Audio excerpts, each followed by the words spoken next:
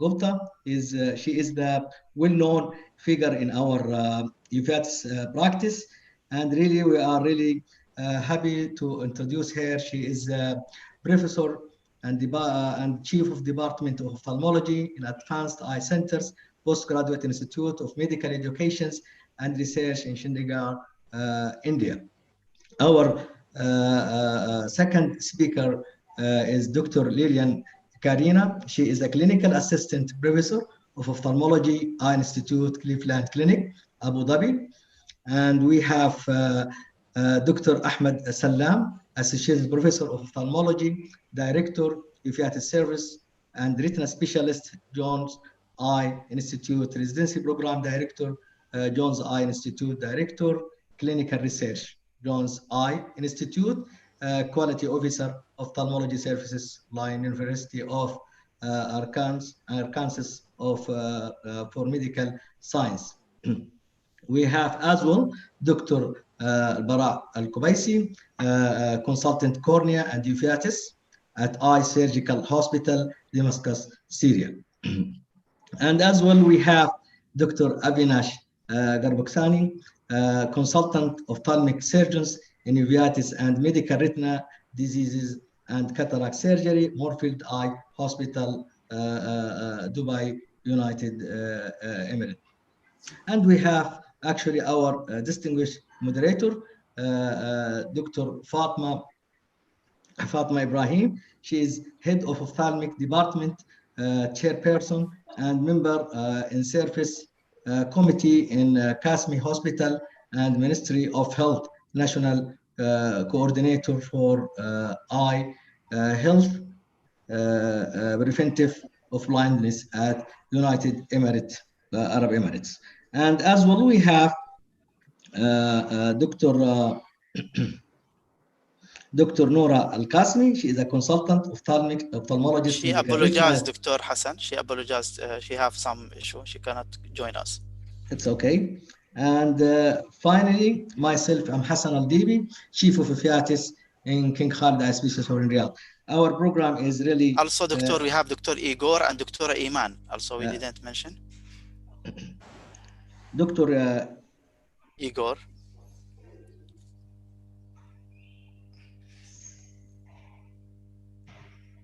I'm looking for her introductions. If you can introduce her, Dr. Iman, because I don't have her biography.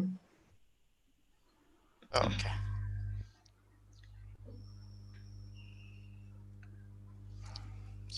Sorry, just give me a second. And Dr. Igor Gozak is a consultant ophthalmology specialist in vitreoretinal surgery, medical retina, and uveitis, Moorfield Eye Hospital Centers, Abu Dhabi in United Arab Emirates. So while we are waiting for Dr. Muhammad, I would like to give you just a little brief about our talk today. We have to talk about preventive vision loss in pediatric uveitis by Dr. Avinash, and we have preventive vision loss in non-infectious uveitis by Dr. Iman Abdellatif, and preventive vision loss in infectious uveitis by Professor Fishali Gupta, and optimizing investigations in uveitis patient by Dr. Lilian, management of macular edema in uveitis patient by Dr. Fahad Kohel, and optimizing cataract surgery in uveitis patient by Dr. Ahmed Salam. And finally, we have the masquerade syndromes approach by Dr. Bara Al-Kubaisi. So I would like to welcome all of you to start our sessions, and I would like to wish you to enjoy this distinguished talks. Dr. Iman, she is Dr. Iman Abdellatif. She is a professor of ophthalmology, Alexandria University, and she is a uveitic specialist. Welcome, Dr. Iman. Thank you very much. I think Dr. Hassan, Dr. Fatma, you can now start with Dr. Bara, then up. I will take an excuse. Good luck. Dr. Hassan, تفضل. Yeah, the first talk will be going to be about clinical approach to masquerade syndrome, little bit the modifications in the program, as Dr. Al-Bara having some condition that to push him to leave earlier the session. Okay, so should I start? Can you see my screen? Yeah, it's clearly. Okay. Okay, so I'm gonna be talking about clinical approach to masquerade syndromes. I have no financial disclosures. I hope at the end of this lecture that you will be able to understand some facts about masquerade syndromes, the classification, and there's a good paper that I found that I may point out some useful notes from, and I'll present a case, talk briefly about intraocular lymphoma, and we'll end with some learning points for clinical practice. So masquerade syndromes are a group of disorders that may mimic ocular inflammatory diseases. It was first described in 1967 by Theodore when he described a chronic conjunctivitis that turned out to be a conjunctival carcinoma. Some are benign, but whenever we use the term masquerade syndromes, we usually refer to malignant diseases. They're usually poorly responsive to steroids. They may happen in very young children or in elderly. And the importance of early diagnosis is not only for saving the eye, also we may save someone's life. Any delay in diagnosis or treatment can cause poor prognosis, especially with the new treatments available. The classification by etiology, we have neoplastic and non-neoplastic. Neoplastic, we have this list, and on top of that, we have intraocular lymphomas, a large list of non-malignant masquerade syndromes. I may mention intraocular foreign bodies, retinal detachment, and retinitis pigmentosa. There's a pediatric classification, and we have on top of the list retinoblastoma and Cott's disease. Some textbook photos of some malignant melanoma, leukemias, some ocular metastasis. So we don't usually see this classic presentation of retinitis pigmentosa. Sometimes we don't see the bone spicules or the arterial narrowing. So just keep in mind that we may not see these classic pictures. Also retinoblastoma. So this is a great paper. It's a retrospective observational case series of 828 patients who had uveitis. And it turned out that 40 of them had masquerade syndromes, and that's about 5%. About half of them had intraocular malignancies, and especially intraocular lymphoma. The eye doctor was the first one to recognize this malignant disease in over half of the cases, and usually it was in the older group of patients. And during follow-up, that was around 5 years, about half of the patients died. The most informative diagnostic procedure was getting fluid from the eye and doing cytologic analysis, and that yielded the best results for diagnosis of malignancies. Sometimes if a patient had a course of systemic steroids, so we can get negative cytologic results, and panuveitis was the most frequent manifestation. So this is my case, a 65-year-old Caucasian male complaining of blurred vision in the right eye for 1 month. It was getting gradually blurry, and he described a black veil in the center of his vision with some shimmering of lights. He had no eye pain, photopia, or redness. He was seen by a local ophthalmologist who treated him with steroids locally and systemically, and also he put him on an antiviral as he thought he may have herpetic iritis. He was also on moxifloxacin for recurrent sinus infection. Past ocular history, he had phaco done in both eyes, uncomplicated. His past medical and family history was insignificant. So when he came, his vision was 6 out of 10 in the right eye with no improvement on pinhole. Left eye was normal. Pressure is good. His anterior segment was quiet. We had no cells in the right eye, no KPs. Left eye was normal. Posterior segment, we'll see photos in a second, but he had some vitreous haze with no cells in the right eye. Left eye was good. So this is his fundus photo.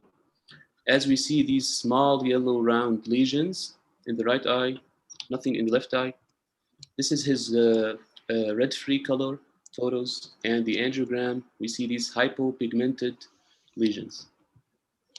So we put a list of differential diagnosis. As this is unilateral, we thought of infectious, syphilis, TB, toxo, and autoimmune diseases like white dot syndromes, and we didn't forget the neoplastic.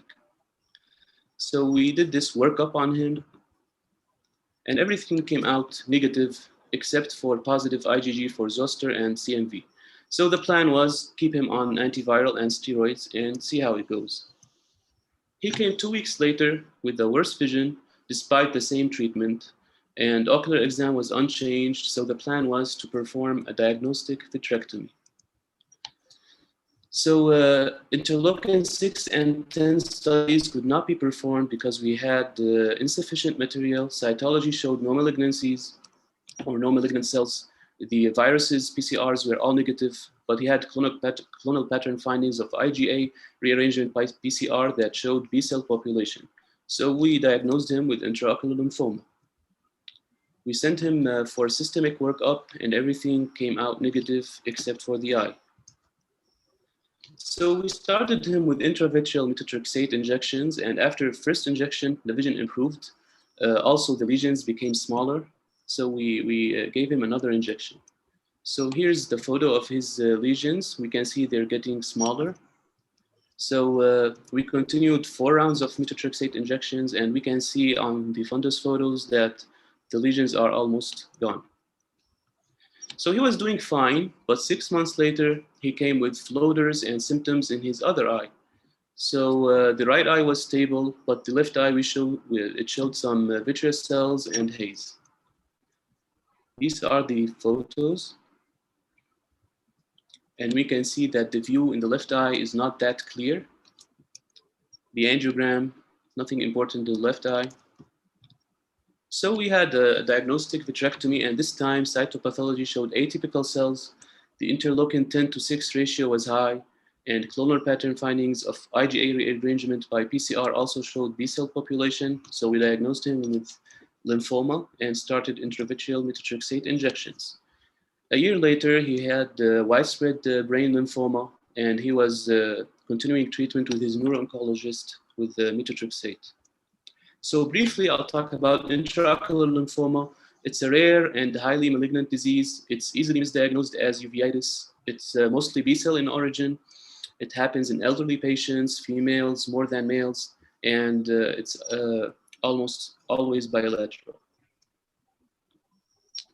We have primary and secondary classification. The primary usually arises in the eye and the brain, but the secondary comes from systemic lymphomas. The primary is usually in the retina, but the secondary is usually in the choroid. Clinical features, we can see a lot of vitreous haze, and despite that, usually the patient has good vision. We can see subretinal infiltrate. Other clinical features like any uveitis, but rarely we see cystoid macular edema. We can get the help of diagnostic procedures, as we saw in our case, the angiogram, and also OCT can show the subretinal infiltrates.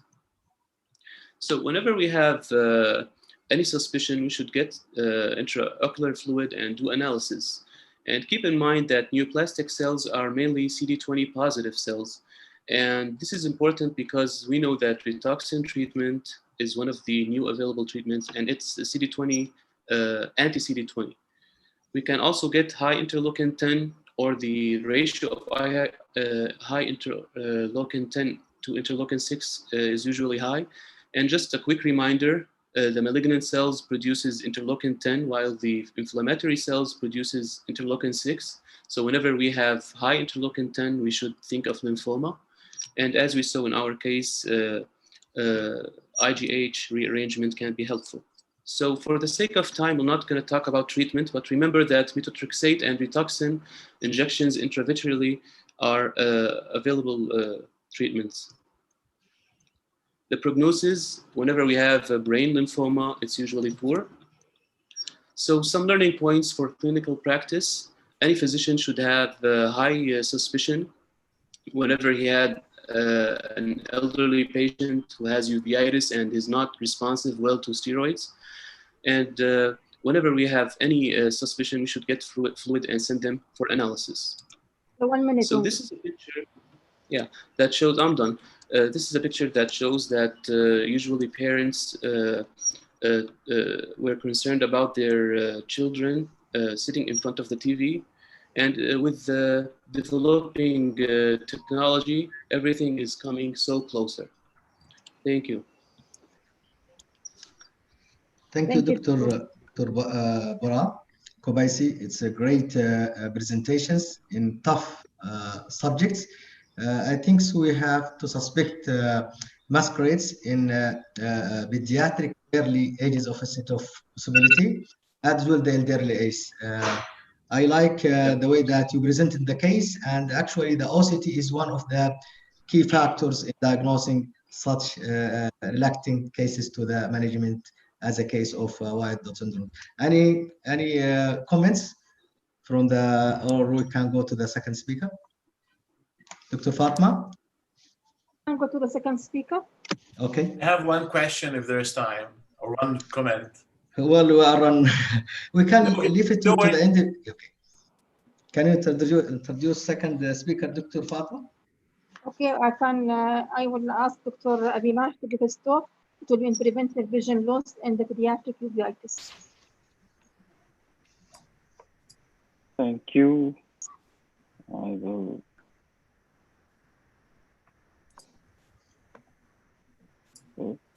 Thank you for this opportunity to present this very important topic, preventing vision loss in pediatric uveitis.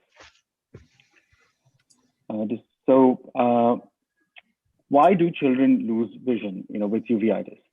Well, there are three reasons. One is the complications of the disease. There are the complications of the treatments and amblyopia. And I always say to the parents that, you must fear the complications of the disease because they are more severe and unpredictable. The complications of the treatment are predictable, and we can deal with that as and when we encounter that. So in today's day and age, we shouldn't really be seeing this. This is a child I saw about a month or month and a half back presenting with a 6-month history of uveitis and coming to me with bilateral cataract, posterior synechiae, with a vision of 660 in the right eye and counting fingers in the left eye. So this is really unfortunate that this child was not referred earlier. And, seeing a child at this stage, really, that the rest of the life of this child is going to be affected by vision issues, whereas if we had seen this child earlier, things may have been different. So complications of the disease here, we see, you'll see cataract, glaucoma, and band keratopathy. And when you look at the historically, this paper from London, they showed that the blindness rates really changed significantly from early days to to the beginning of this century. So patients should not really be losing vision, especially as the treatment has changed. So the blindness rates would have been, in 30 to 40%, but that should really go down to 6 to 10% now with better treatments available. Again, cataract, glaucoma, and band keratopathy are the three main things that we see. So the goal of treatment should be to limit complications in order to ensure long-term visual stability. And I say to parents that it is their responsibility and my responsibility to ensure that this child that we see will be able to see well as an adult as well. Remember, you have to talk to the parents and convince them. They're often the barrier. The child is the easy part, actually. Remember to examine the child as a whole, not just the AC. Determine the pressure. Now it's much easier with the eye care non-contact tonometer. Check for a cataract. Always perform fundus exam, and if you can't do it by clinical exam, Optos is a very useful tool. Remember the amblyopia, and occasionally you may need to do EUA, but I really haven't had that need for years and years, and always also involve the pediatrician. This is a multidisciplinary subject with I involve a pediatric ophthalmologist, the pediatrician, the pediatric rheumatologist as well. So preventing vision loss due to the disease cannot be, the hallmark of this is adopting an early and aggressive use of immunomodulation. And that is basically the summary of this talk, is early and aggressive use of immunomodulatory agents. Parents will hear the words immune modulation, especially now with COVID. Oh, no, I don't want to give my children immune suppressions, they'll get COVID. And that really hasn't changed anything. Blindness is far worse than getting a little bit of COVID. Do not wait for complications. As the child that I showed you, coming with bilateral cataract, do not wait for complication. Early and aggressive. Ensure frequent visits. You have to say to the family that they have to come again and again. Yes, holistic overall growth and education, etc., has to be taken into consideration. You have to explain to the family that recurrences are inevitable, and these are long-term cases. In the we can extrapolate. This is the JIA algorithm, but we can extrapolate it for most uveitis. And topical steroids should only be used for very mild cases and for a short period. But if you find that things are not coming under control, you really need to get a grip on things. Jumping through these hoops very quickly to going from to methotrexate early and then to biologics may be required sooner rather than later. And when you look at the impact of this of uveitis in adults, this changed rapidly.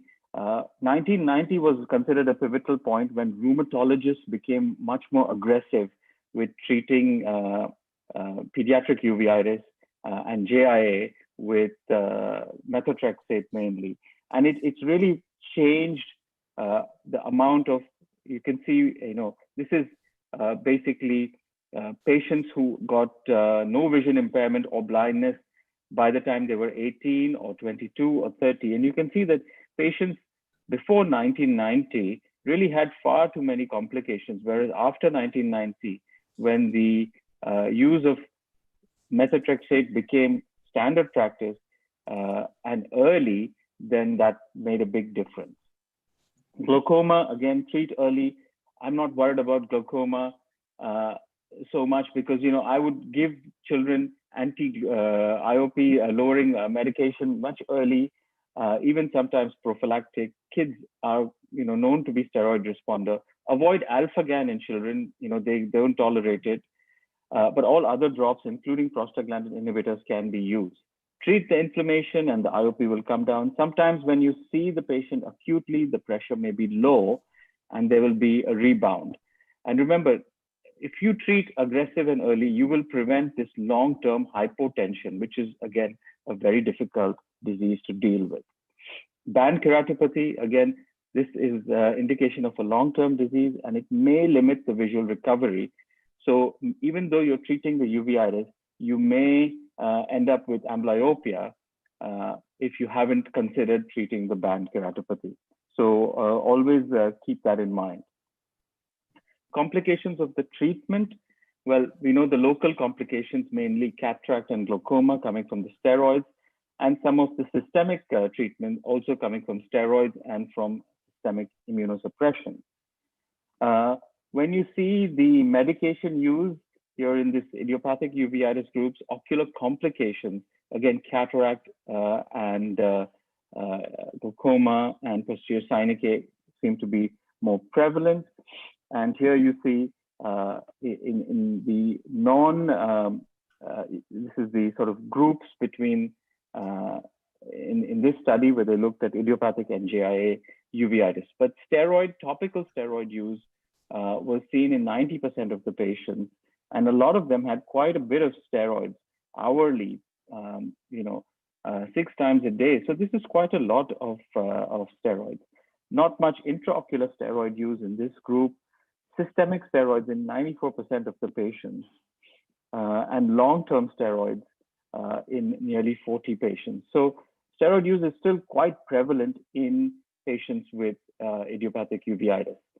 We know that patients with treated on steroids really don't do very well. And, we're all familiar with Jennifer Thorne's study showing that, you must try and get it down to less than 3 drops a day to prevent these complications. Oral steroids are used very rarely and only for a very short period. And, yes, in adults, it's very well tolerated, but they should have no place in pediatric uveitis except for a very short period. And, we should use non-corticosteroid treatment. Methotrexate, fantastic drug, been around from 1948 or 1958, but there is no RCT, but efficacy has been very, very well established. Parents, of course, first thing they ask you as soon as you get control is when can we stop it? And I keep trying to say that it's a minimum 2-year deal. So methotrexate, whether it's idiopathic uveitis or JIA uveitis, seems to be the #1 drug used, and that's very useful. I also use mycophenolate in kids, and it's again pretty well tolerated, especially if you can get the syrup version. Anti-TNFs seem to have also very good evidence. And of course, we know that through the Sycamore study, adalimumab is a licensed anti-TNF. Other drugs are also used and can be used. 1 minute, please. And I believe that we should adopt the change in this treatment strategy. So instead of the step ladder approach, going bit by bit, we accumulate collateral damage. And so we should use the elevator approach. And if the first line doesn't work, quickly move to biologics. Remember the refraction and amblyopia. Always get refraction checked every few months. And remember the amblyopia management. Early and aggressive use of immunomodulatory agents is extremely important. Do not wait for complications.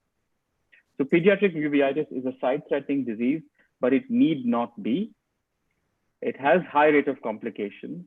However, did I say this before? Early and aggressive therapy, it can ensure long-term visual stability. Thank you. Thank you, Dr. Avinash, for a very valuable lecture. We'd like to hear more about this in future, inshallah. And now I'd like to invite Dr. Iman Abdel Fattah to give her talk in preventing vision loss in the non-infectious uveitis. Dr. Iman. Thank you very much.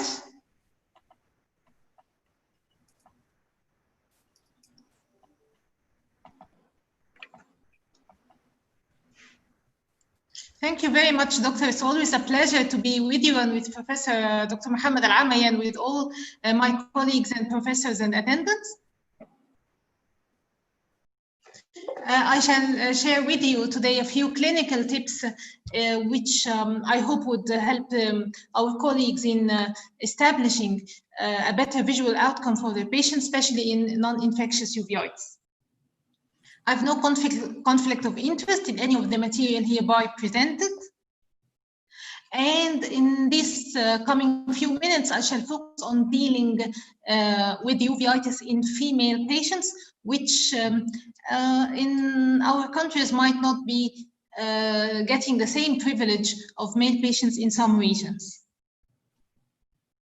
I'll speak first about pregnancy. The specific immune system or the delayed immune system has 2 sides, 2 wings, the cell-mediated immunity and the antibody-mediated immunity.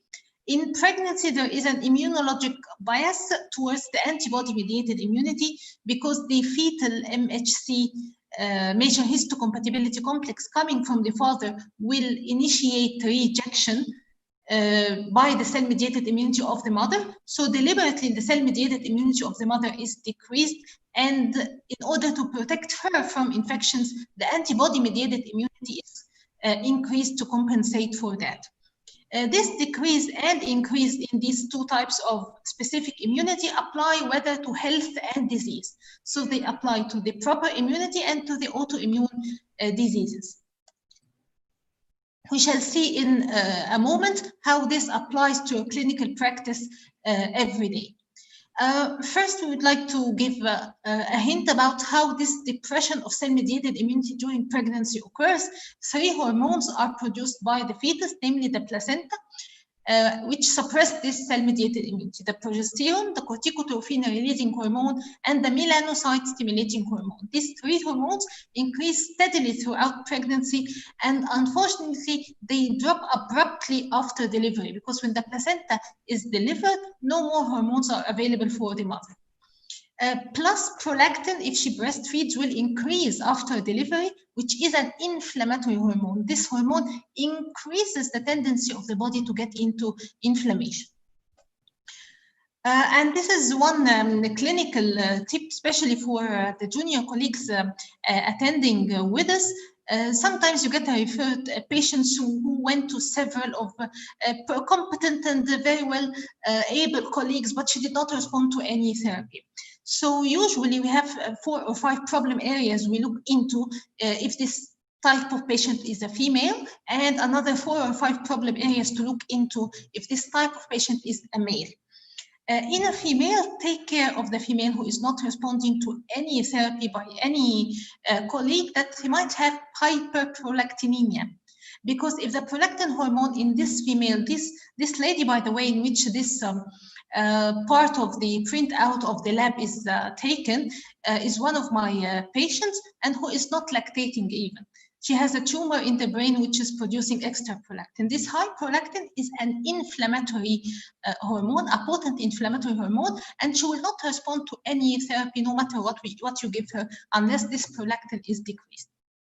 This is just on the side. Now, 3 important results for the introduction we have given in your clinical practice. We said that the cell-mediated immunity in pregnancy is suppressed by virtue of the 3 hormones we have just mentioned. This applies both to health and disease. So the cell-mediated autoimmune diseases, that is to say the autoimmune diseases resulting from a problem with the cell-mediated system, like rheumatoid arthritis, multiple sclerosis, Behçet's disease, and all these, improve during pregnancy, whether you give them treatment or not. So the problem is that these diseases and the ocular manifestations resulting from them will relapse in the immediate postpartum period because of the withdrawal of the hormones suppressing the faulty cell-mediated immunity. So a pregnant female must deliver. We cannot prevent delivery, but we should advise her against becoming pregnant if she has one of these diseases. So if you have a patient with scleritis, uveitis, optic neuritis, with the cause being a cell-mediated autoimmune disease, please advise her not to enter into marriage and pregnancy unless she is very well controlled, because she will relapse in the immediate postpartum period.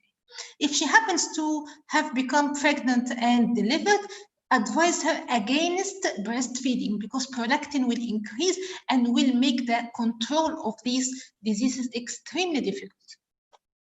On the other hand, the antibody-mediated immunity will increase during pregnancy in order to compensate for the suppression of the cell-mediated immunity, and hence the other half of autoimmune diseases that result from problems with the antibody mediated part of the delayed immune system will relapse during pregnancy, in contrast to the other one. The cell-mediated autoimmune diseases improve during pregnancy but relapse after delivery. But the antibody-mediated diseases relapse during pregnancy. Hence, these patients, especially those with systemic lupus, should not become pregnant unless very well controlled. She will lose the kidney, and she will lose the lungs and the eye, and very important organs if she becomes pregnant with an uncontrolled disease. Third application is that the intracellular pathogens are eliminated in our bodies using the cell-mediated immunity. And this applies to viruses and protozoa.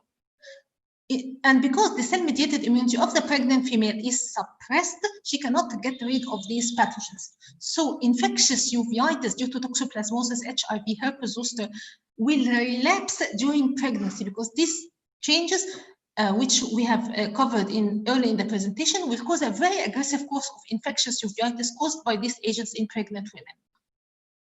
And this is the first tip I'd like to give our dear attendants in preventing vision loss in non-infectious uveitis. Women with a history of uveitis should be monitored closely during pregnancy and during the postpartum period. And now the second tip I'd like to give you is that this hormonal effect on the uveitis and the ocular inflammation in general is applicable to all females, not necessarily the pregnant sector. In a similar manner to what we have just covered, cell-mediated uveitis relapses during the second half of the menstrual cycle due to withdrawal of the anti-inflammatory or the immune suppressive female hormones. Now, I shall illustrate this in a better way. This is the menstrual cycle. We shall see that in the 4th week, there is a progesterone drop. This week is extremely dangerous to withdraw your treatment through it. And this is why I do not advise any of my colleagues to deal with a female with uveitis or ocular inflammation and withdraw treatment and increase treatment and exert changes in the treatment plan without asking her where she is in her menstrual cycle. She is not like a male. She is she undergoes the dramatic and effective changes in her hormones all the month. So please, if she is in the 4th week, do not withdraw treatment. The best way, the best time to withdraw treatment is in the first half of the cycle where the hormones are relatively stable. Quickly about the treatment of uveitis in pregnancy, the FDA classified the drugs into 4 groups. Group A is the safest, but there are not many drugs in this category because it says no risk in controlled studies on humans, and this is not available for now. Group B, human data, said no risk, but there are no controlled studies. The studies available are lower evidence studies. Group C, no human data, animal risk proven. Group D, human risk proven. Considering the medications you give during pregnancy, cycloplexus are considered safe. However, topical steroids have been associated with animal congenital anomalies, so please limit them to the least effective dose. The non-steroidals are sometimes used in uveitis, but they are more with ocular wall inflammation, scleritis and episcleritis. Take care if the female is suffering from delayed conception, not to give oral non-steroidals because they inhibit ovulation and further lengthen the period of infertility. If necessary, they should be limited to the 1st and 2nd trimesters. After the 20th gestational week, they impair the fetal kidney function, and after the 32nd gestational week, they are absolutely contraindicated. If she is breastfeeding, please avoid diclofenac, whether diclofenac sodium or potassium. Ibuprofen and indomethacin are considered better options. Oral steroids, I'll go quickly through the repeated information. And I will focus on a kind of unique piece of information which you might not find it everywhere. Apart from the problems to the mother and the fetus, please take care that steroids pass from the mother to the fetus, so the fetus will be immune suppressed. And at least yes, it's gone. Okay, thank you very much. And at least in my country, a large part of the compulsory vaccination program are live attenuated vaccine. For example, we use the oral live attenuated polio vaccine. So we have to be very close to the mother during the postpartum period and tell her not to give the child live attenuated vaccines unless he recovers from the immune suppression. And one last clinical tip I'd like to tell you that there are many classifications of steroids. The one which has the most clinical significance, in my opinion, is whether it is fluorinated or not fluorinated. Dexamethasone is a fluorinated steroid, while prednisolone is an unfluorinated one. The fluorine atom prevents the inactivation of the steroid molecule by an enzyme in the placenta known as placental 11 dehydrogenase. So the dexamethasone will pass from the mother to the fetus active, and the prednisolone will be inactivated. So when you want the systemic steroid you give to the mother to reach the fetus, give her dexamethasone. This is very broad without many detail for the sake of time. But when you want the systemic steroid not to reach the fetus, give her prednisolone. Don't forget that if you are giving the pregnant mother systemic steroids, you should give her stress doses of hydrocortisone during delivery. Breastfeeding prednisolone is safer, but if the daily dose is beyond 40 milligram per day, 4 hours spacing between it and between the lactation is advised. This is kind of a funny thing to finish with or to conclude with the presentation, is that we have seen previously that the FDA classified the drugs into A and B and C and D categories. Yeah, I hope you find it funny that the methotrexate is class X, which is very far from the first 4 letters, because it's extremely teratogenic. So the FDA put it in a separate class. Only methotrexate is in class X, and there are no E or F or G or any letters in the middle. Both the father and the mother should not be on methotrexate at least 4 months before conception. I'm sorry for maybe exceeding my time slot, and thank you very much for your courtesy and hospitality. Thank you, Dr. Iman, for this presentation. Now I'd like to introduce Dr. Vishal Gupta to give her talk on the preventive vision loss and the infectious uveitis. Dr. Iman, you have to stop sharing. Sure, doctor. Thank you very much. At the outset, I would like to thank Professor Amri and Middle Eastern Ophthalmological Society. It's a great pleasure to see all the friends back once again. So I'm going to talk about infective uveitis. So let's see what actually causes visual loss in infective uveitis. 1, we fail to recognize the phenotype. So what we do is we just tend to treat everything with corticosteroids, and that could result in the disease progression. And secondly, like Avinash put it beautifully, is that sometimes we fail to recognize the complications of the disease. And when we talk of the posterior uveitis, sometimes we just fail to recognize whether it is the reactivation of uveitis or it is the complication. So I will show you the examples. Now look at this patient. It's a young 25-year-old lady, and she has lost her fovea. So you can say that this is the posterior uveitis, which has caused a debilitating visual loss. Why? Because the patient was diagnosed as TB choroiditis elsewhere, given anti-TB drugs, given steroids, received topical, oral, injections and everything. And if you look at the phenotype clearly, it's not truly a choroiditis. There is much more to it. So these were some of the investigations which were nothing significant.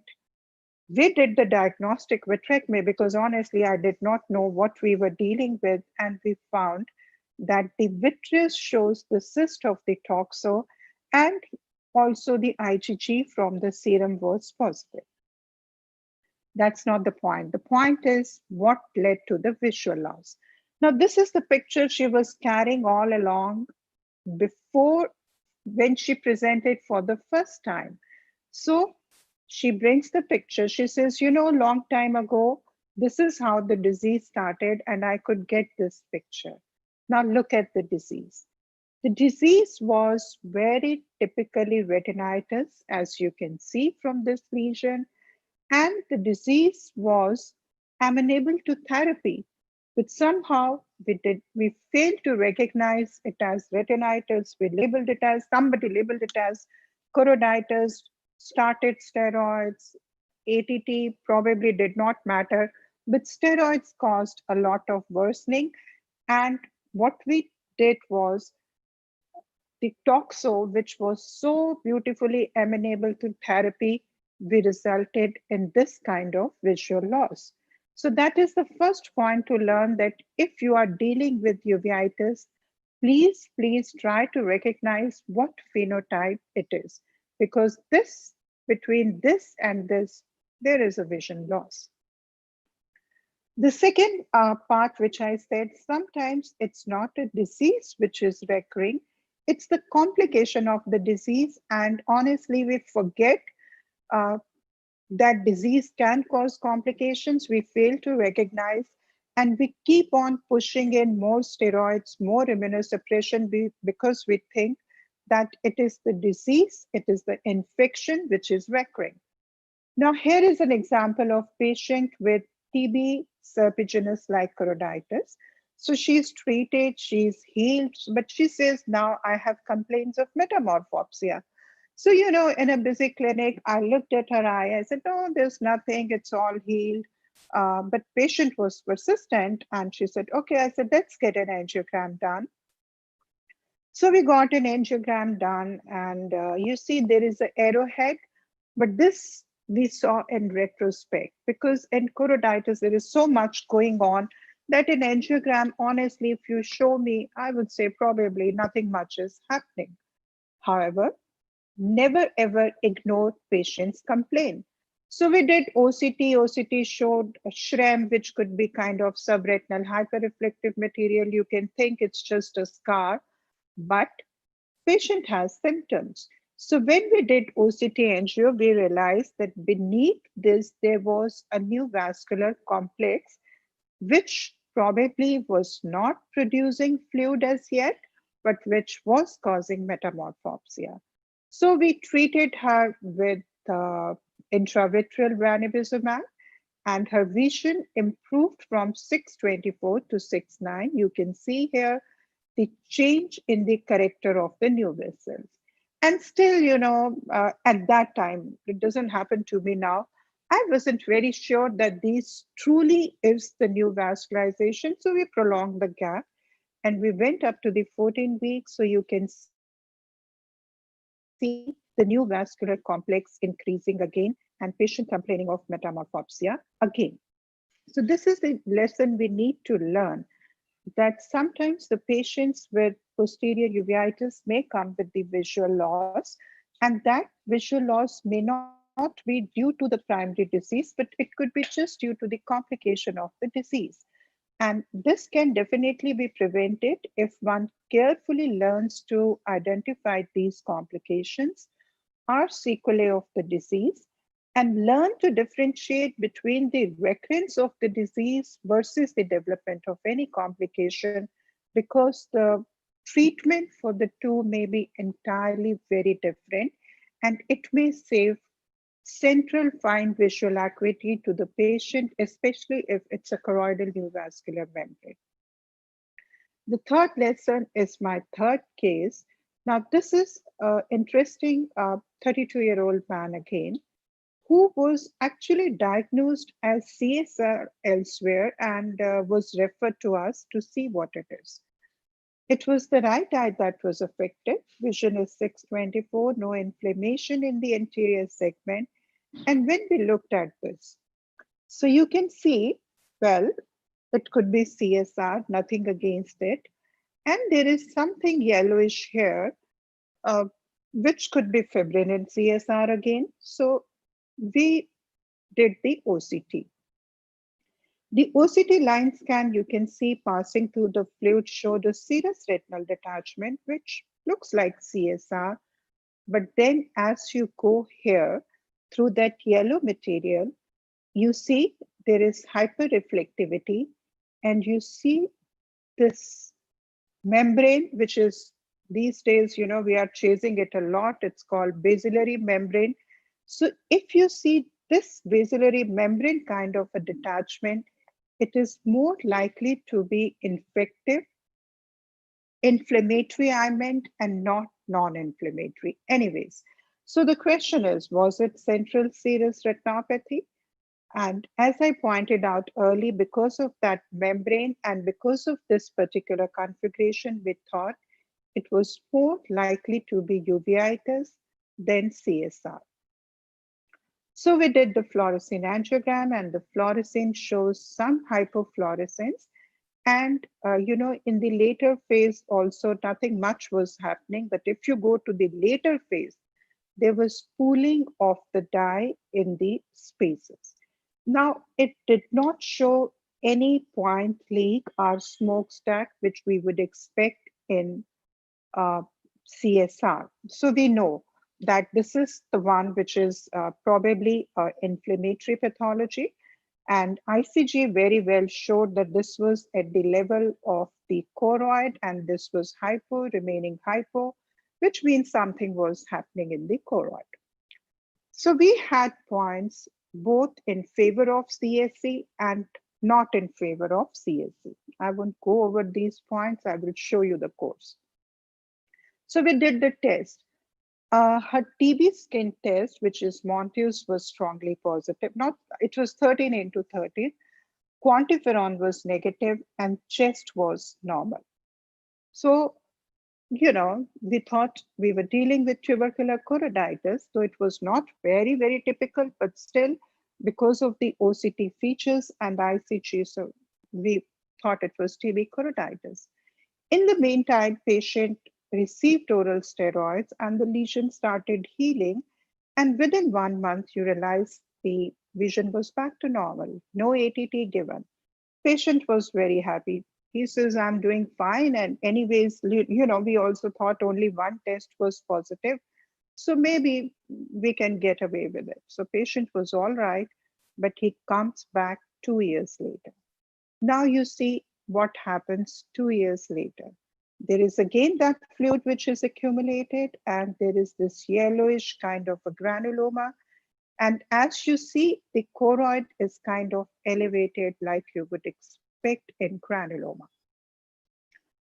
Fluorescein ICG again showed there was the involvement of the choroid, and the late phase of ICG shows this hypolesions, which is very typically seen in choroidal involvement. And you see the late phase fluorescein and ICG. So this time we planned for intravitreal anti-VEGF injection because TB granulomas in our experience are all VEGF driven and they respond very well to intravitreal ranibizumab besides giving systemic therapy.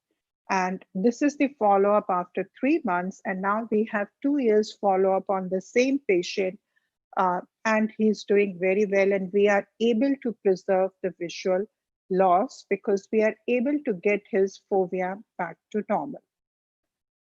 So what lesson we learn from here? What we learn is the recognition of the phenotype.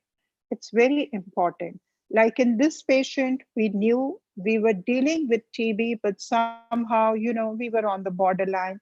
But it is still very important that if you initiate this specific treatment in time, you can prevent the progression of the lesion. Like I would say we were lucky that he had a recurrence after 2 years, which we could manage and preserve his vision. But we have a number of patients of serpiginous like choroiditis who are just treated with immunosuppression, steroids, no test for TB.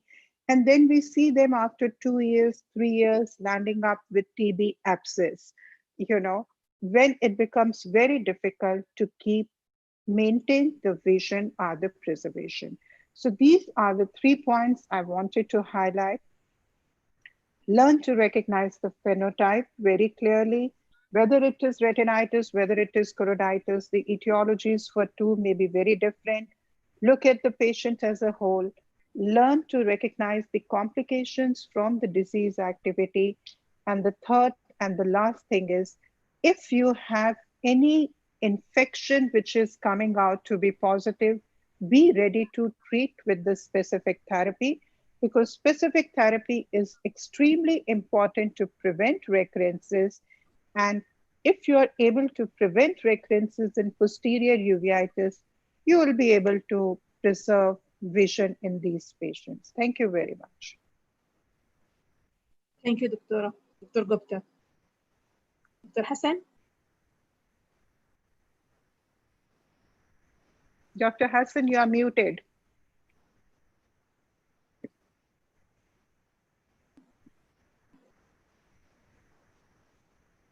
I think he's speaking, but he's muted. Yeah. Yes, I will go for next speaker, Dr. Lillian, and she will talk about optimizing investigation in uveitis patients. Dr. Lillian? Thank you so much. Let me start sharing the screen.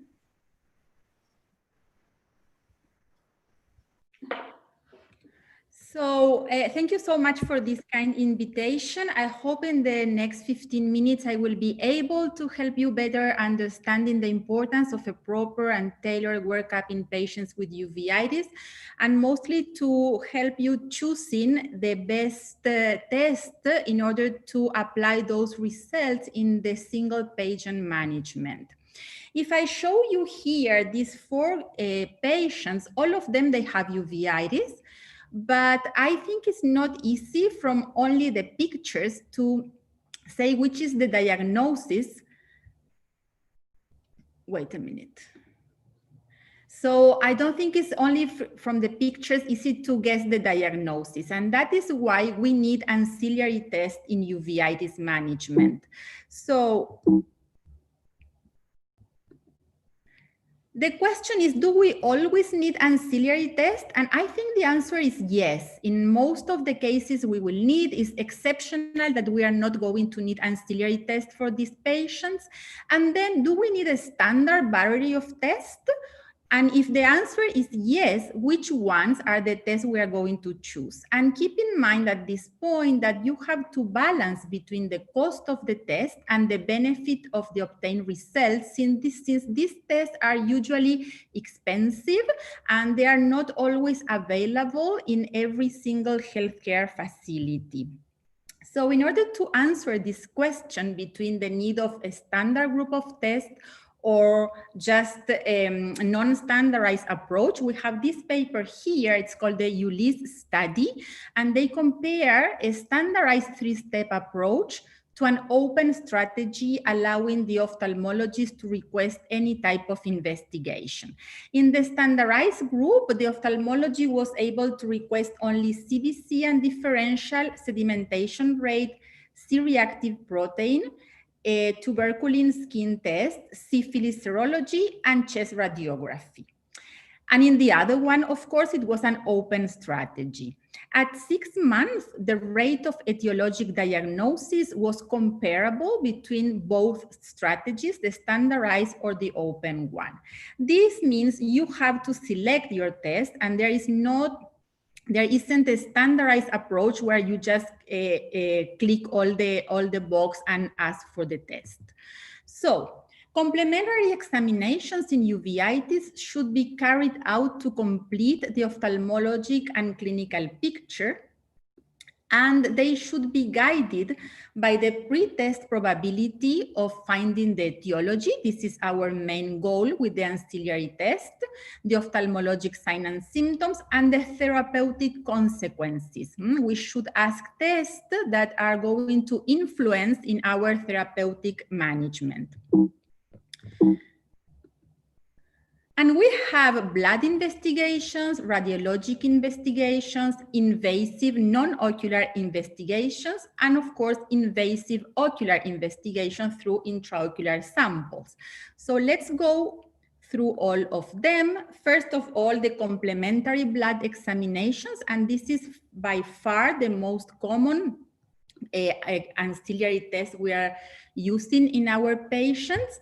Erythrocyte sedimentation rate and C-reactive protein are very simple tests to be ordered, and even though they are highly non-specific, I still find them very useful in the management of patients with uveitis. For example, the elevated sedimentation rate can predict the development of uveitis in children with juvenile idiopathic arthritis. And any uveitis with highly elevated sedimentation rate and or CRP is very likely to be associated to an underlying systemic disease. And this is in my practice very useful because I can think about a specific diagnosis of uveitis associated with these systemic diseases. Very interesting if you are facing a case of uveitis of unknown origin and the only thing you have is elevated sedimentation rate and anything else, and you cannot link this uveitis to any systemic disease, you should think about HIV positivity. In HIV patients, they have hypergamma-globulinemia because of the infection, of the chronic infection, and in these cases, a sedimentation rate is elevated.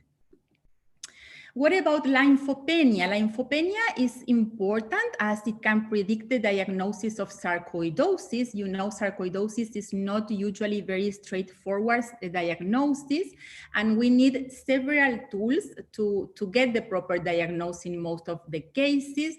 Of course, ACE and lysosome are very important for the diagnosis of sarcoidosis, although in clinical practice, they are not always positive or in high values. Serum levels of IL-2 receptor also point towards the diagnosis of ocular sarcoidosis. This test is not available everywhere and it's highly expensive. And for the presumptive diagnosis of tuberculosis uveitis, in many countries, you still have the TST, tuberculin skin test. We do not have that here in Abu Dhabi. But this test has a very important role mainly in countries where BCG vaccination is not practiced.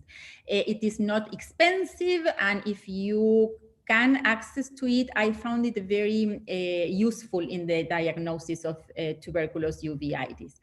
Also, energy for the tuberculin skin test is important because it can orient our diagnosis towards sarcoidosis. Many times the two clinical pictures, they overlap. The quantiferon test and the other test related for the immunoglobulin release assays have a role in the diagnosis of tuberculous uveitis despite vaccination status, and this is very useful in countries where vaccinations is mandatory. The anti-nuclear antibody test I found useful only for the diagnosis of juvenile idiopathic arthritis associated uveitis. This is a very non-specific test, and it will become positive in many clinical settings without giving you a clear orientation towards your diagnosis unless you are dealing with a suspicion of juvenile idiopathic arthritis associated uveitis. Serology still is very useful, although the utility is becoming lower with the more extended use of ocular samples testing, as I will show you later. Still, for me, Toxoplasma serology is useful, not because I want to get the diagnosis should be clinical, but sometimes they refer a patient with only a scar and you explain to the patient that this is a scar from tuberculosis. So it's useful to get the antibodies, because if the IgG is negative, well, this is not a case of toxoplasmosis. Of course, we need to order HLA, but we need to order HLA typing in two different scenarios. The first is HLA-B27 spectrum of uveitis. And in this case, HLA-B27 positivity, of course, is linked to the diagnosis. We need this to be positive to arrive to the diagnosis. In case of HLA-B51 in the setting of Behçet disease, I just remind you that it's not part of the diagnostic criteria, although the positivity will increase the likelihood of the diagnosis. And many times HLA-B27 spectrum and Behçet disease, the clinical picture overlaps. So many times I order them together. Vitamin D and ocular inflammation. This is something quite new for us to be ordering and very interesting. First of all, deficient in vitamin D is neither necessary nor sufficient for ocular inflammation to occur. And there is no uveitis that is just related to low levels of vitamin D, or there's no uveitis that will be treated only by vitamin D supplementation. However, there is a growing body of evidence linking vitamin D to ocular inflammation. For example, active cases of non-infectious uveitis, they show lower serum vitamin D levels in comparison to non-active counterparts or non-uveitis counterparts. Also, in juvenile idiopathic arthritis patients with normal vitamin D, there is less likelihood to develop uveitis. This is a very recent paper, and it's quite interesting because they study vitamin D levels in cases of definite, presumed, or probable sarcoidosis. Again, it's difficult many times to get to the diagnosis of ocular sarcoidosis, and they found that in patients with sarcoidosis, the median serum levels of vitamin D was lower. And even more interesting, they had a higher median serum levels of 125 dihydroxyvitamin D, which is a different, we have in blood circulation two forms of the vitamin, the 25 and the 1.25. So in these patients, the 1.25 was higher. And the ratio between the 1.25 and the 25 was always higher. And this form of vitamin D, 1.25, can be actually synthesized in activated macrophages. So a median ratio more than 3.5 was associated in this cohort of uveitis with the diagnosis of sarcoidosis.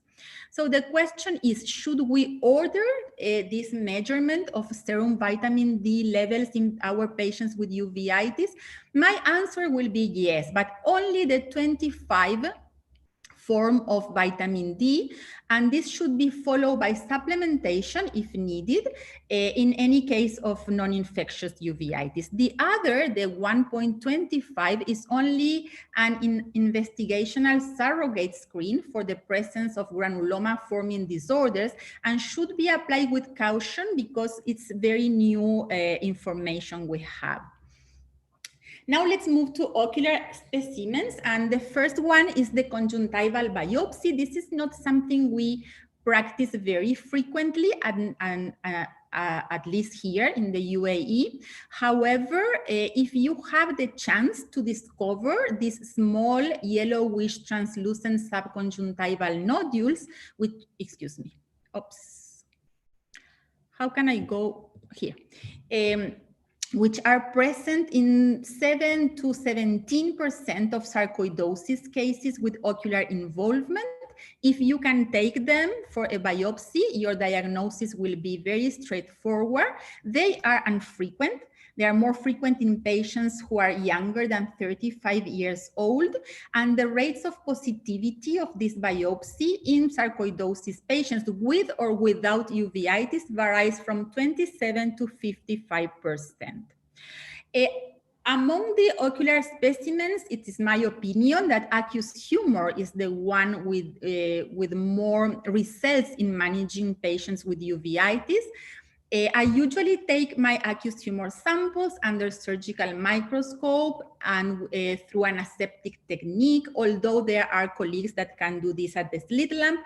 But keep in mind that for most of the analysis we want to carry out, we need between 100 and 200 microliters, and this will not be very easy to achieve in the slit lamp without the risk of having a forward movement of the lens iris diaphragm. This is a very safety procedure, the only risk is the effraction of the anterior capsule of the lens during the procedure. That's why it's better not to perform it under pupil dilation. When you have your sample, you can proceed in 3 different pathways, depends on your suspicion. Most of the time we will go for microbiological examination of the aqueous humor, PCR, mainly for the diagnosis of viral infection, although we can use this for bacteria and parasites. And also keep in mind, you can find intraocular antibody production through aqueous humor analysis. Cytological examination is very important in the diagnosis of intraocular malignancies, but you need a very specific laboratory, and this laboratory has to be very close to your facility because the sample needs to be transferred quickly. And you can do cytology for malignant cells and flow cytometry. For cytokines analysis is not only for research purposes, but also it's very useful in clinical practice, the measurement of IL-10 levels for the early detection of primary intraocular lymphoma. This is just to give you an idea that in most of the infections, aqueous humor or vitreous are equal as stairs to be analyzed. And PCR is mostly the technique we are using, although for some parasites like Toxocara and for rubella and some cases of toxoplasma, as I will show you in the next slide, we prefer the Goldman-Whitmer coefficient.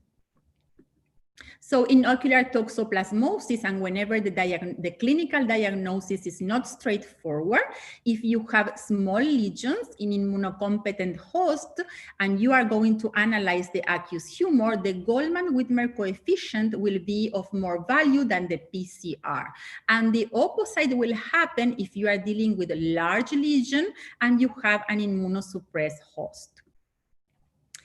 What about the diagnosis of Mycobacterium tuberculosis? You know, sometimes it's very difficult when the clinical picture is not very clear to get the diagnosis of tuberculosis-associated uveitis. And the aqueous humor positivity will depend on the clinical picture. In cases of granulomatous panuveitis, you can find 66% of positivity in the samples, and this will go down to 33% of positivity in cases of retinal vasculitis. So will depend on your clinical picture mainly.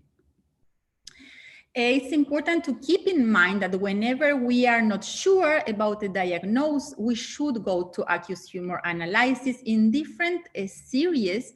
This analysis carried out on aqueous humor resulted in changes to the therapeutic management in 13 to 40% of patients.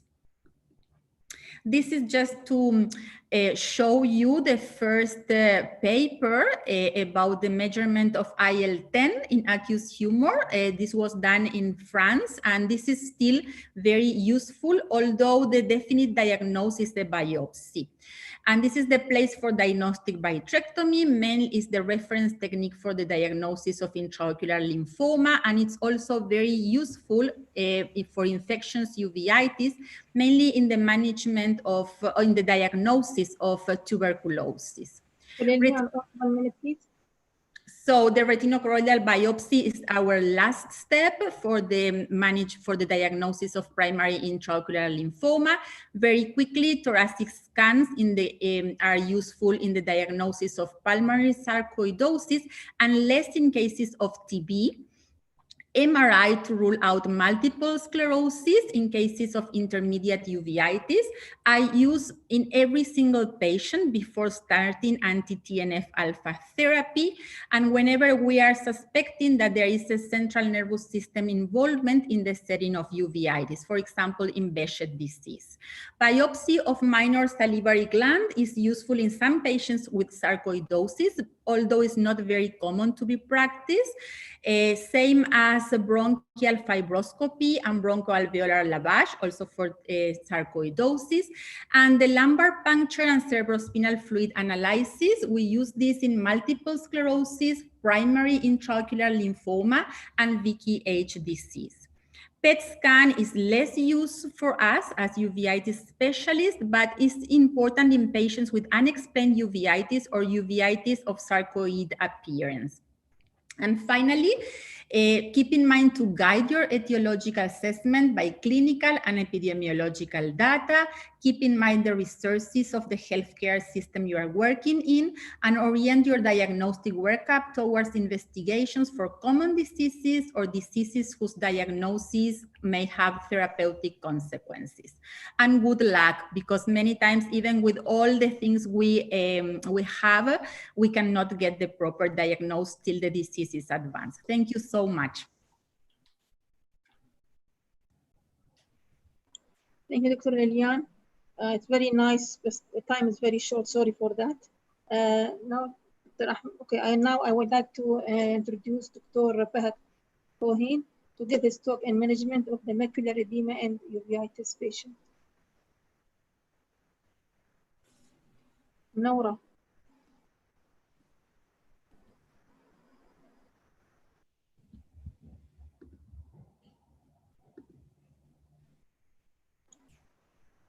Dr. Fahad, with us or not? I think Dr. Fatma and Dr. Amri was saying that Dr. Fahd might not be joining or joining late. I think we could. Dr. Ahmed, you can go ahead with your presentation, please. Sure. Yeah. Or Dr. Fahd is here. Oh, that's great. Just to remind the audience, the indications for steroid implant within the European Union, Ozurdex is indicated for inflammation of the posterior segment of the eye presenting as a non-infectious uveitis, and Iluvien is indicated for the prevention of relapse and recurrent non-infectious uveitis affecting the posterior segment of the eye. I want to illustrate what I've discussed so far with some of the various case scenarios that I faced in my practice. The first is a 54-year-old female with intermediate uveitis with cystoid macular edema affecting her right eye. There is no fellow eye involvement. Vision is 6/24 on the right, 6/5 on the left, with a mild posterior subcapsular lens opacity in that right eye. She had a workup to exclude infectious causes, and no underlying systemic cause was found. Just to remind everybody of the template that I showed earlier, because she's unilateral, she has moderate to severe macular edema. We went down the intravitreal steroid route, and particularly because she had a cataract, I felt comfortable to do that. So she's an older patient with a lens opacity, with unilateral uveitis, without systemic disease, and she's treated with intravitreal Ozurdex. This was repeated 4 to 6 months later because of cystoid macular edema recurrence. On both occasions, it gets an excellent visual and anatomical response. However, to prevent relapse of her ocular inflammation, the patient was treated with Iluvien 8 to 10 weeks later, after the second Ozurdex injection, and macular edema was well controlled for the last 12 to 18 months. So this is now a 2 to 3 year history, and she's now developed a visually significant cataract, and she's currently awaiting right cataract surgery. Case scenario 2. This is a 65-year-old gentleman presented with bilateral vitritis, anterior uveitis, with subclinical macular edema. And what I mean by that is that his macular thickness is above 300, but there's with global orange on his macular volume or his macular thickness map, but there's no intraretinal cyst, there's no subretinal fluid. He's got widespread retinal vasculitis on his fluorescein, vision is 6/6, and his main issue is the floaters. I've diagnosed him with birdshot chorioretinopathy. He's HLA-29 positive, infection screen is negative. So going back to this pathway, he's non-infectious, he's bilateral. My first line is systemic steroid. Because he's birdshot, I'm expecting him to recur or relapse, and it's going to be chronic, so I add in a second line mycophenolate. But because he's got a clear crystalline lens, I avoided giving him a systemic steroid implant. an intravitreal steroid implant. So he's commenced on 16 milligrams of oral steroid. I tapered this down to 7.5 milligrams over a few months. I don't want to keep him on high dose steroid long term. I start him concurrently on mycophenolate mofetil, which I gradually increased to a maximum daily dose of 3 grams a day. He has a bit of improvement in his vitritis with a one-step improvement, but there's no reduction in his macular volume or central macular thickness. But I'm not panicking, his vision is still 6.6. But the patient's best subjective visual improvement was when his steroids were more than 30 milligrams a day. He's really not happy being on 7.5 milligrams of prednisolone or 3 grams of mycophenolate. But I say to him, look, it's only floaters, your vision is still good, your macular edema is stable, let's see how you go for another 3 months. I see him 3 to 4 months later, his vision is still 6.6. Patient, however, not happy with his quality of vision. It's not as good as when I started him on high-dose oral steroid. I review his OCTs again, and his macular volume and his central macular thickness has progressively become worse in both eyes, despite, in my mind, good and decent immunosuppression. There's no intraretinal cyst or subretinal fluid. However, he's been on systemic medication for a good 6 months. I've given it a real good chance. I'm not keen to increase his systemic steroid. He's got clear crystalline lens. I'm really not keen to give local steroid implant. Now, you've got to realize this was before COVID. With COVID, I think maybe I would have broken the rule here. However, this was pre-COVID, so I add in adalimumab injections, and over time, his OCT actually gradually dries with subjective vision improvement. So he's always remained 6.6, but the floaters are better, but the edema is improving, and it takes 4 to 6 months to reach this endpoint. But I've got a satisfied patient who's actually heavily immunosuppressed. But like I said to you, I never considered steroid implants because he had bilateral disease and clear crystalline lenses. But it'd be interesting how I would have managed this patient during the COVID era. I probably would have gone for local steroid injections in the first instance, given his age.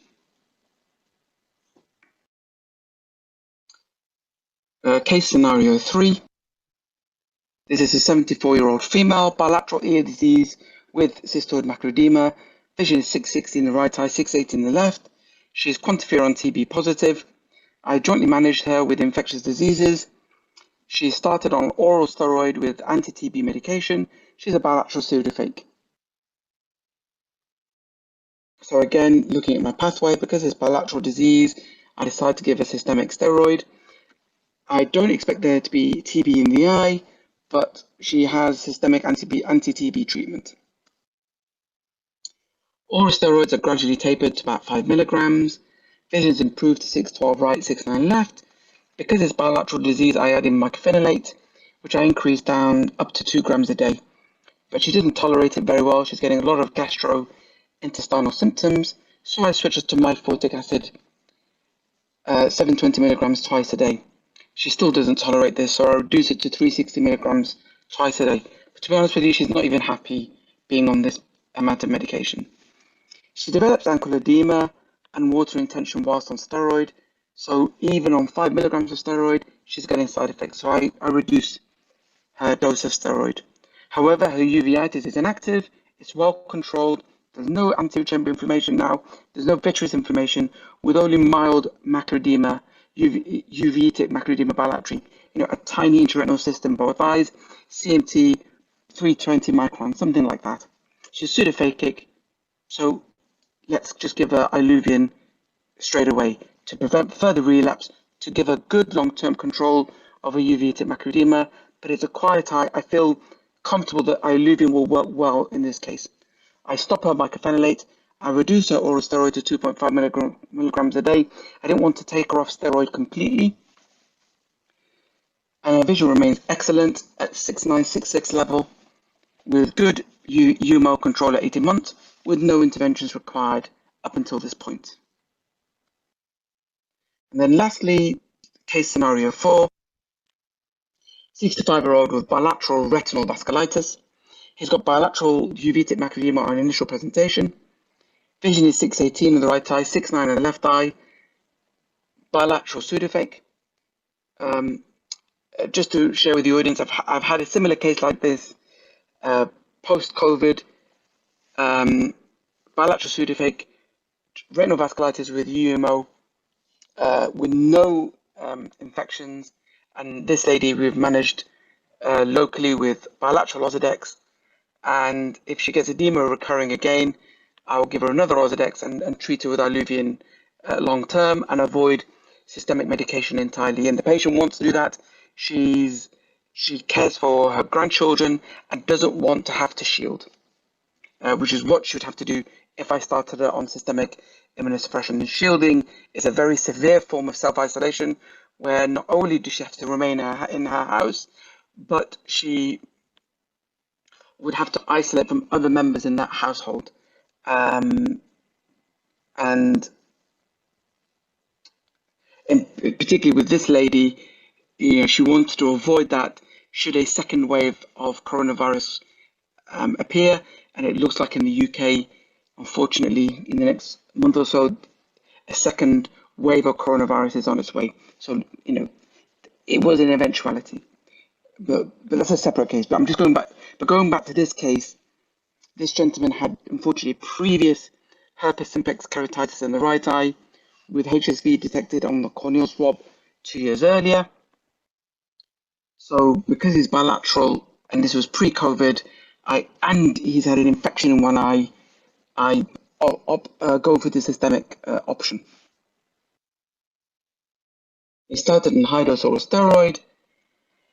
He's concurrently commenced on mycophenolate 3 grams a day. This was kind of in autumn of 2019. He tolerates the steroid and MMF well. The macular edema in the left eye is completely resolved, but the UMO in the right eye is improving, but not fully resolved. And I'll review him 3 months later. His vision is 612 on the right, 69 on the left. And after 6 months of treatment, his UMO is still more than 350 in the right eye with persistent central intraretinal cyst, and his vision hasn't improved to my liking.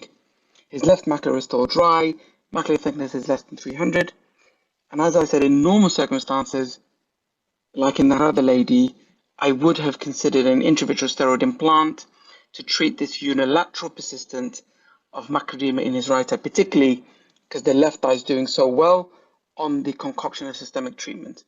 However, he's had previous herpes simplex.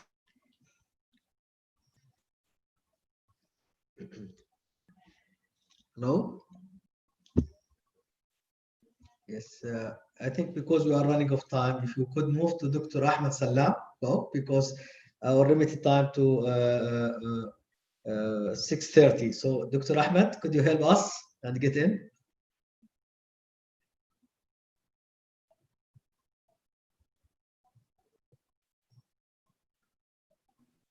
Thank you so much, Dr. Hassan, for the introduction. My talk is on cataract surgery in uveitis. I apologize. Give me just 1 second. I've lost the Zoom screen. Okay. So, Dr. Hassan, can you see my presentation screen? Yes, I can see, but can you put it in the no presentation mode? Yes. Yes, good. Okay. So thank you so much. So I'll be talking about cataract. I think your presentation presentation mode is Okay, I'm sorry. I apologize.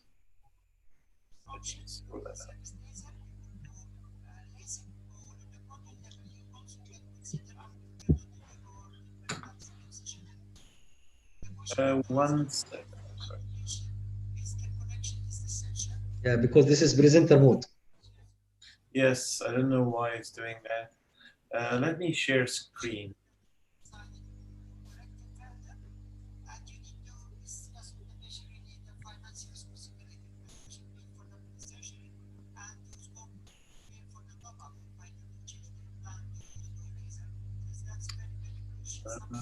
It's okay. I think so. All of us. Okay, we're good now?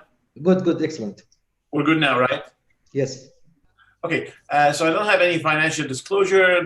I just want to tell the audience about the difficulties encountered during cataract surgery, and also talk a little bit about the surgery tips as regarding pupil dilatation. But more important is the preparation and the mindset for doing uveitic cataract surgery.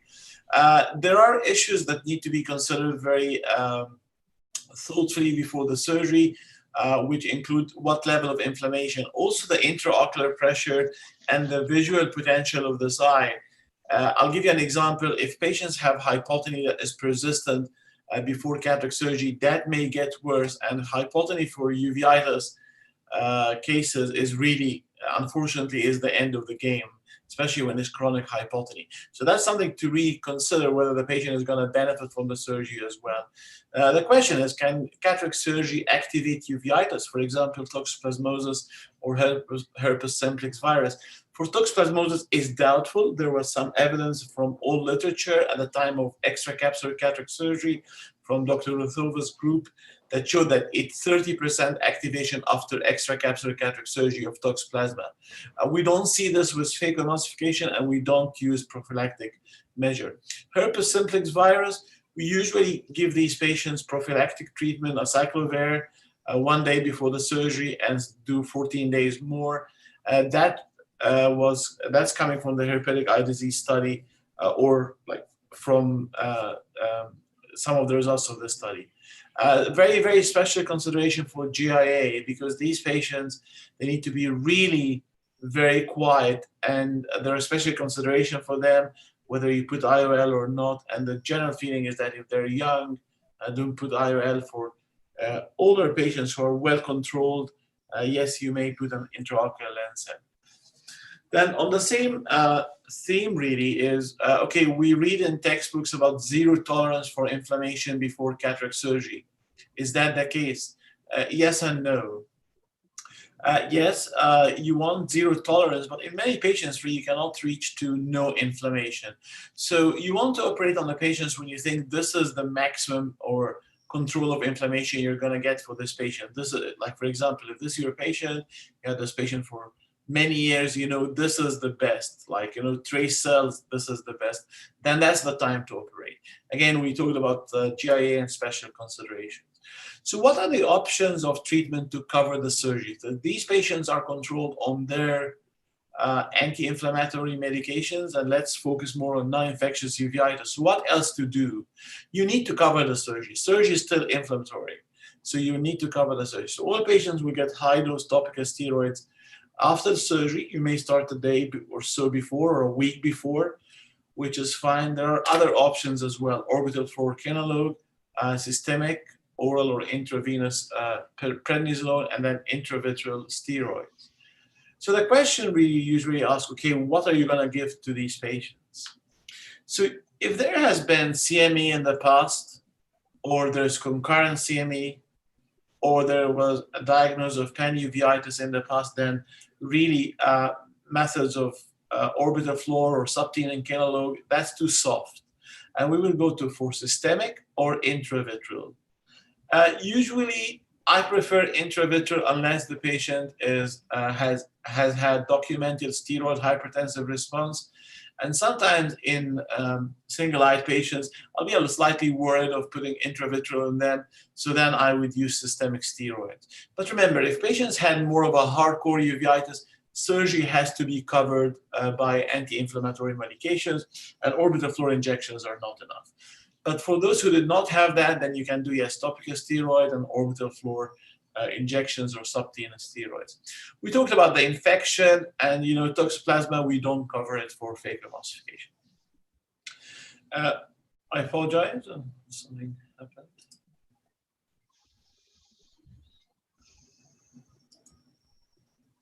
I'm sorry, my presentation shattered.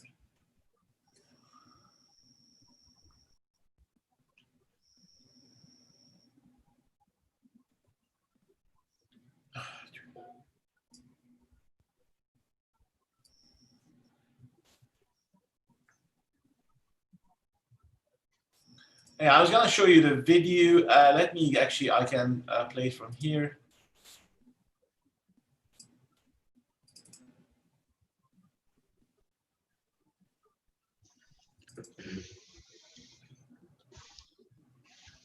Is time still okay, or? Well, the time is already, we are past. Because We're now we past have, yeah, because we have now the company symposium. Okay, all right. I'm sorry. Let me just finish maybe in 1 minute. I'll say here, the important point is the preoperative control, and that needs to be tight. Then you can manage the pupillary with removal of membranes and Malaysian ring, and put in a single piece acrylic, and be very thorough with cortex removal. Post-operative, very important to look for cystoid macular edema. All right. I think I've been slightly disadvantaged being at the end. Yeah, thank you. It's really, and it is also an important, part of uveitis, that to do cataract surgery in this patient, how to control the inflammation perioperatively, and post-operatively. But inshallah, in another meeting, we can see this video now that you are okay, if you have time. I mean, I don't want to be really. I think the important point is removing pupillary membrane. Then I tend to use Malaysian ring. Cataract surgery in uveitis removal, the cataract itself is not a big deal. Usually all these cases, or most of them, are very soft cataract. So it's not a big deal. I tend to bring it in the antechamber and remove it. The other important point is to be very thorough with cortical removal, and I would polish, and I spend a long time cleaning, and I would remove all the lens matter. And then I remove the maluga. Here in this case, I gave Ozurdex as well. So you want to put that before removing the viscoelastic with the IFER. And this is an important point here. I just want to show at the end is you want to keep the AC deep at all times. So for example, here before coming out with the irrigation at the end, I would wait and hydrate the wound and make sure the AC stays deep to prevent collapse of the antechamber. Thank you so much. Thank you, Dr. Ahmed. It's really a great, impressive, and practical and informative talks that from all the speakers. I would like to thank you all for this opportunity to be together. I would like to thank our virtual attendee of the sessions, and wish to see you again in reality. Thank you all. Thank you, Dr. Fatma. Thank you, Dr. Igor, for you really to be moderator of these sessions. Thank you. Thank you, Dr. Ahmed. Thank you, everyone, for the session. And now we will go for company symposium. Thank you very much.